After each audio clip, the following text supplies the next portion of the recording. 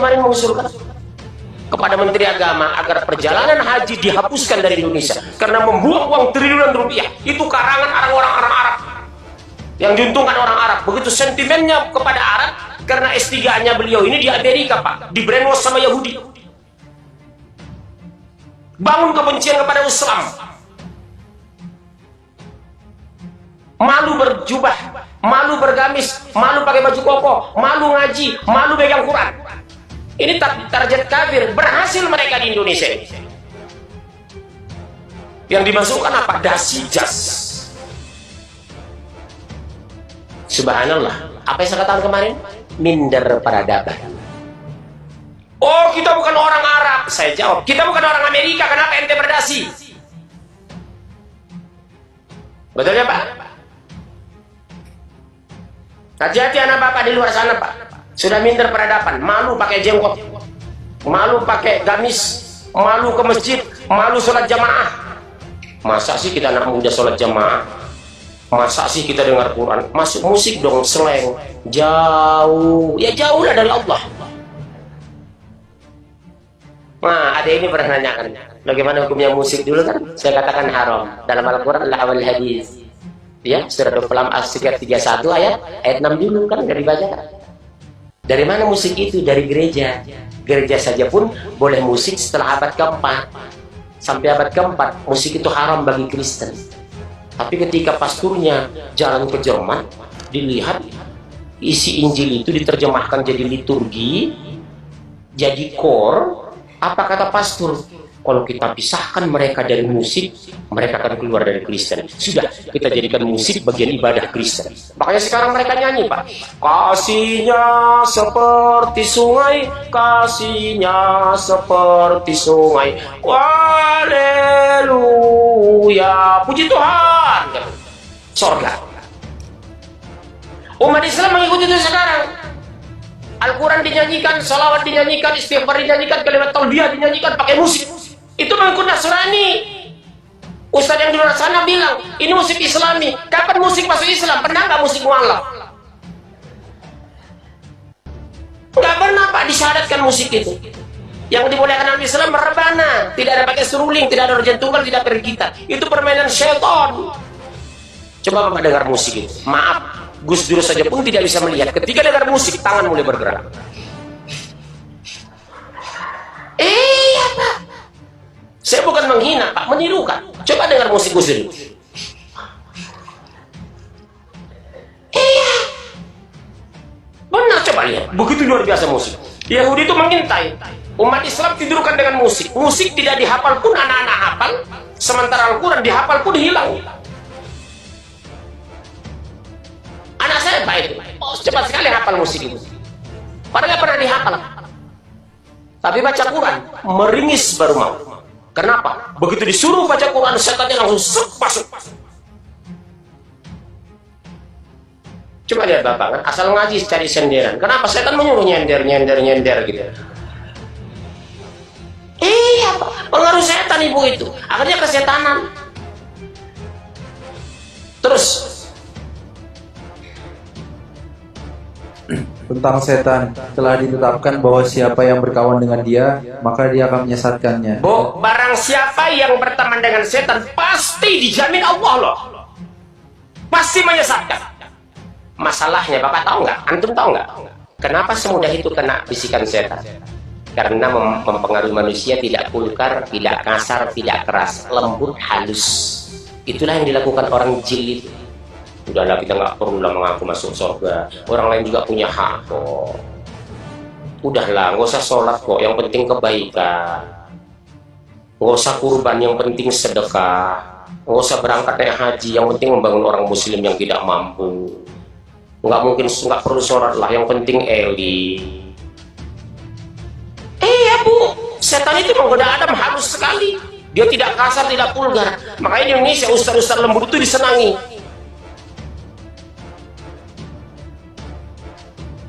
Betul kan? Ustaz lembut itu coba di televisi, paling disenangi Ustaz lembut. Tapi begitu ada Ustaz tegas bicara hadis, Dr. Rashid dicoret dari TV1. Ada Ustaz tegas, Dr. Anwar Sanusi dicoret dari TV1. Ada ustadz tegas bicara tafsir, Ihsan Tanjung dibuang dari Antv. Mereka curhat sama saya. Saya udah diusir Pak Munjir, kata Ustadz Dr. Rasul.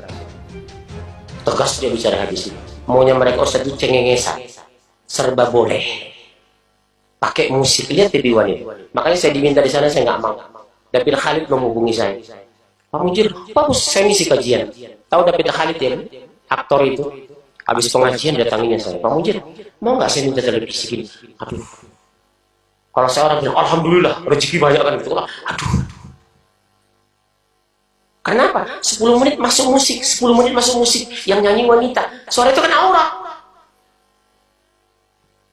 10 menit ceramah masuk iklan. Iklannya sabun, busana dibuka satu-satu. Ya kan usah iklan sabun itu.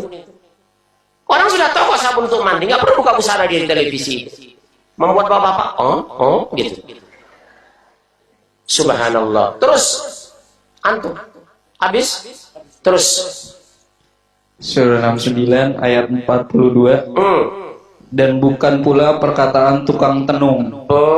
Makanya tidak boleh percaya paranormal. Ibu selalu ngotot, ngeyel, kareh kapalu. Apa jawaban ibu?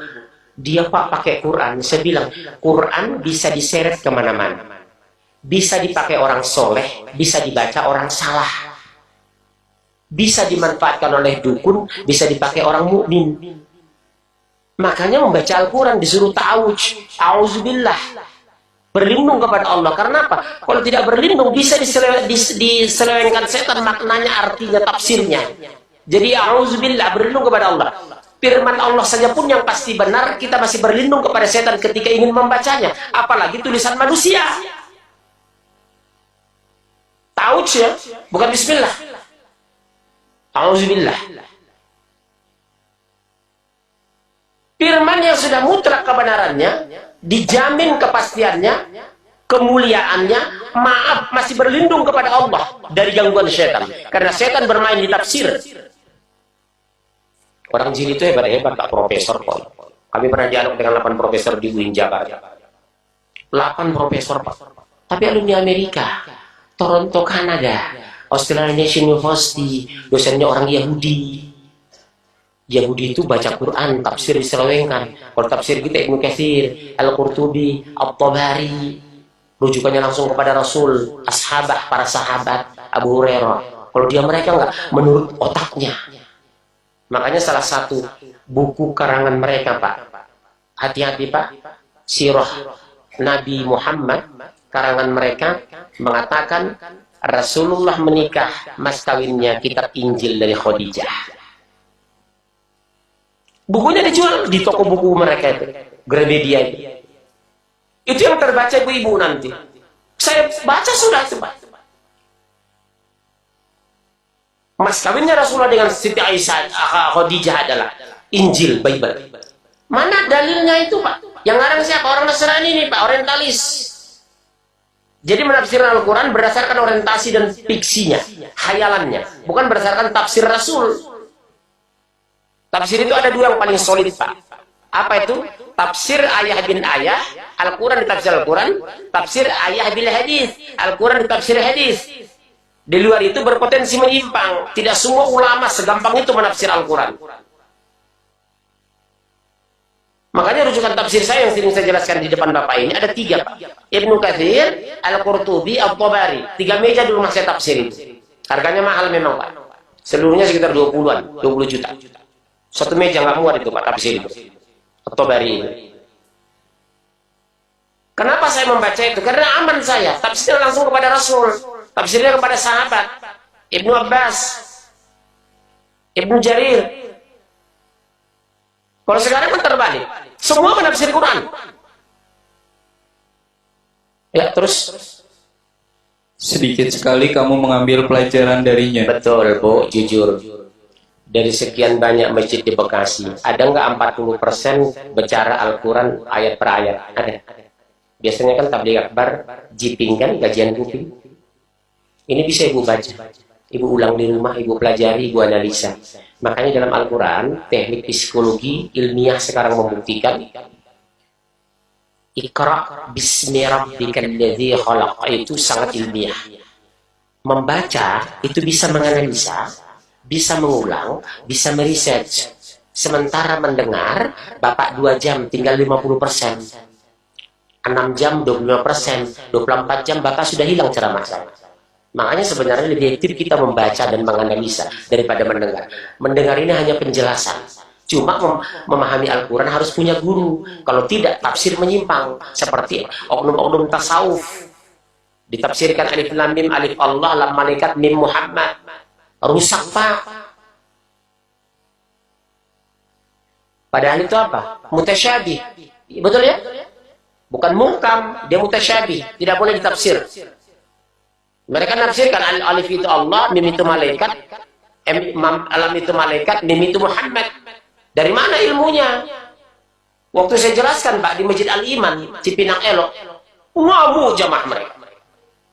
Didatangi saya. Bapak jangan begitu, karena di sini aliran itu ada seperti itu, Pak. Ternyata dia orang tasawuf. Saya bilang, Anda ulama enggak? Oh, saya memang bukan ulama, Pak. Yang berhak menegur saya ulama.